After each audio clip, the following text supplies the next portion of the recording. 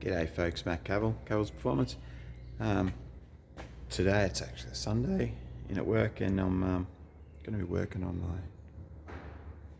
turn the light on, my 93 Surf, 1 KZTE engine. It, bit of background on it, back in last summer, I was towing a car trailer and it just randomly got hot. It's never got hot before. Check it all out for head gasket and all that. All that seemed fine. So pull the injectors, get the injectors all cleaned up, and they're pretty ordinary. That helped it. It still wanted to get hot on the next camping trip, and then it also used enough oil that it was no longer a dipstick on a 400k camping trip. That light is annoying there, isn't it? So then a bit more testing, and I put it on the dyno, mucked around, and then I found that the oil's going through the turbo. The turbo's quite worn, so we're putting a new turbo on it.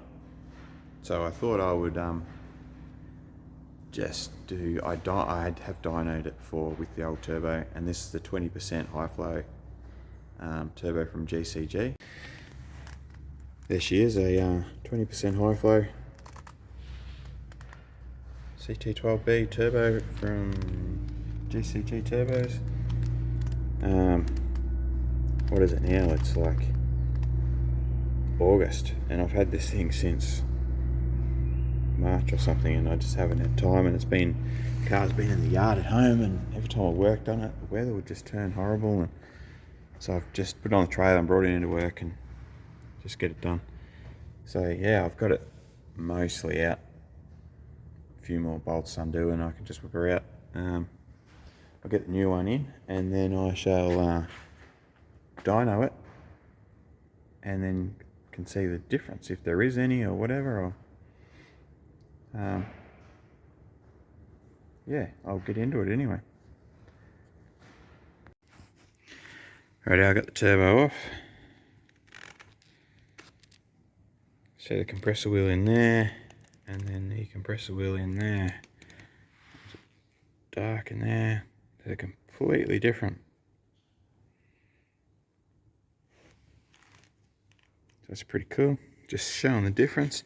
Issues with this turbo. See if that'll stay on there for me.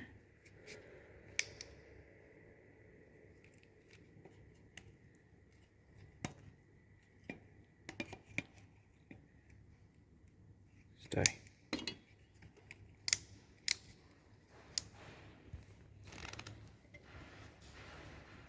It's hard to see without the light. Turn the light on the phone. There we go. So zoom a bit more. Can actually make it touch the sides. So the bushes, or bearings, whatever you want to call them, these will just have brass bushes in it. Completely worn. So the oil seals, no, actually seals are a steel ring, so the oil rings will have a trouble sealing the amount of oil flowing through it too. And then the other issue is the wastegate here. Let's get some pliers. The other issue I was having, 1 minute the car would go great, and the next it would be hideous and have no power, and then the next minute it's hitting the boost cut.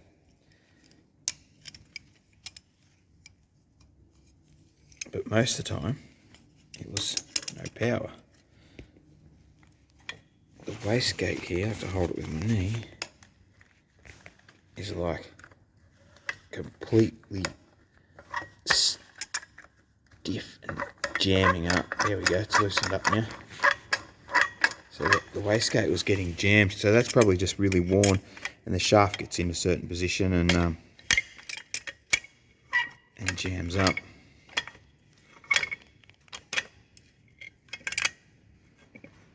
So I should have the boost that we want. It should, because the wastegate should come shut. I think the wastegate was sort of jammed just slightly open, so it would just have a certain amount of boost, and then sometimes it would close and then wouldn't open, then you hit boost cut, and then other times it would be jammed wide open and I'd have like 3 pound. Yeah, so, and that is jammed there now. So yeah, there are the problems with the turbo. So we'll clean up all these bits, give them a face the manifold, make sure everything's flat, and bolt it all back up together. I am going to do an upgrade on the exhaust and dump pipe. I'll show you why the exhaust is full of rust holes. So I want a 3-inch dump on it. So you can get a bit more heat out. The turbo will spool up quicker, so it reduces lag. So holding that too close then. But I don't want to do that now. I'm going to put this turbo on and then see what improvement the turbo gives alone. And then I'll turn the boost up to about 12 or 13 psi. Eventually I want to run it at about 17 pound. I'll have to put a boost cut defender on it, or get into the ECU somehow. I haven't looked into that yet, but yeah, eventually I'll run 17 pound, have an intercooler, 3-inch full stainless steel exhaust. But we'll do one step at a time so I can document it all and see which improvement does what. Anyway, I'll get into getting this ready.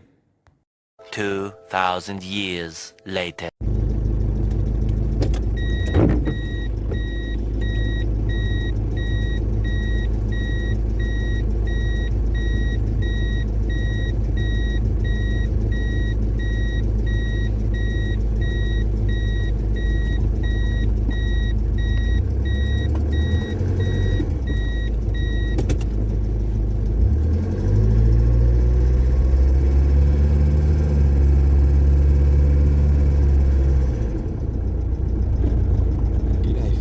We're heading to work a bit early this morning to get the car off the dyno that I finished tuning last night. I'm going to stick the surf on there and see what she's making. The turbo hasn't even done definitively. It feels heaps better. It's less laggy. 12 pound now instead of the 9 it had before. But I did have a screwed up on the boost here to 13 before, but also notice the EGT is completely different. They climb a lot faster, but also drop a lot faster.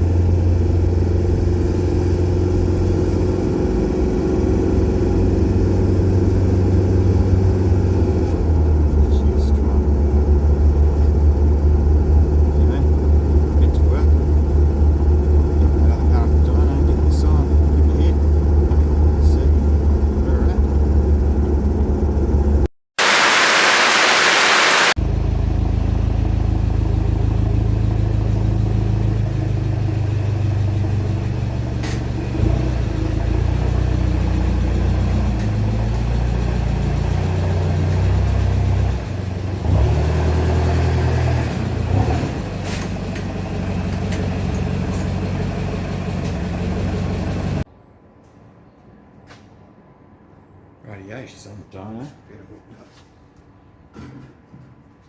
Wheel chucks in.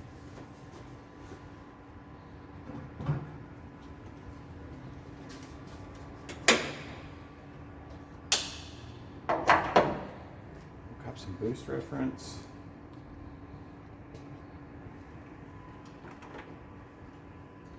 Up to inlet outboard here. All those map sensors. Talk ECUCs.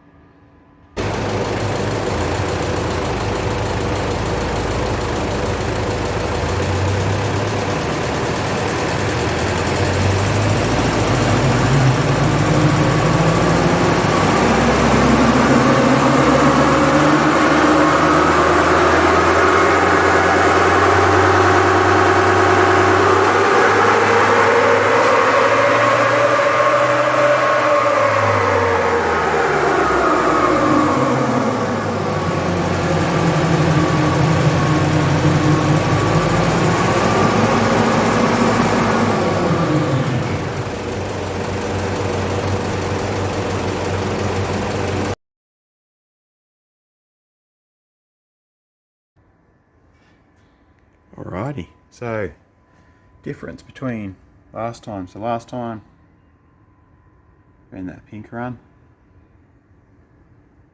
The curves are shape of the curves pretty much identical. Started the run a little bit earlier this time, but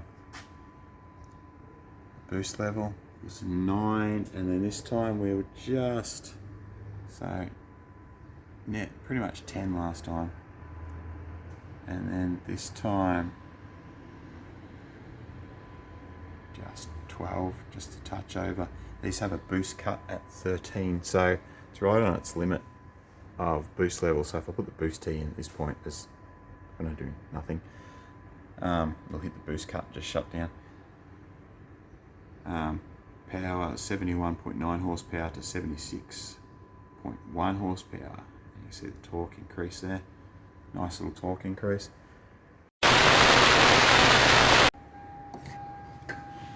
So on the side of the injector pump, I probably can't see, but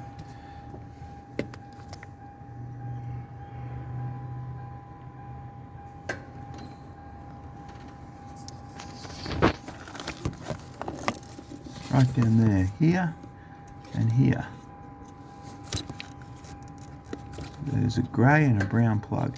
So they're the resistors. One is for fuel pump pressure, and one is for injection timing. A little bit of an oil leak in there too. So what I'm going to do is put variable pot resistors in on a box that I can adjust, and I'll probably mount them up on the dash somewhere. Well, what I might do with the injection, I'll just make them up. I'll make up the box, I'll tune it, find out the resistance, and I might put fixed resistors in. And then the pump, might put the pump fuel pressure, might put a variable on that, and then mark it, mount it up on the dash.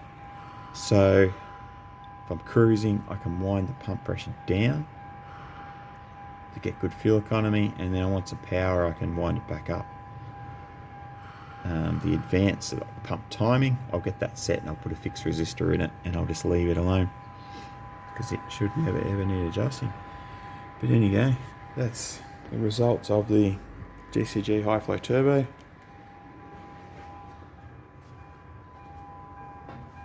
Before and after, not a great difference. Obviously it needs supporting mods to go with it.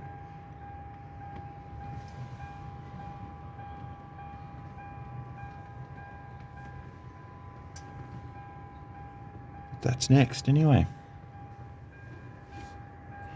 Alright, have a good one.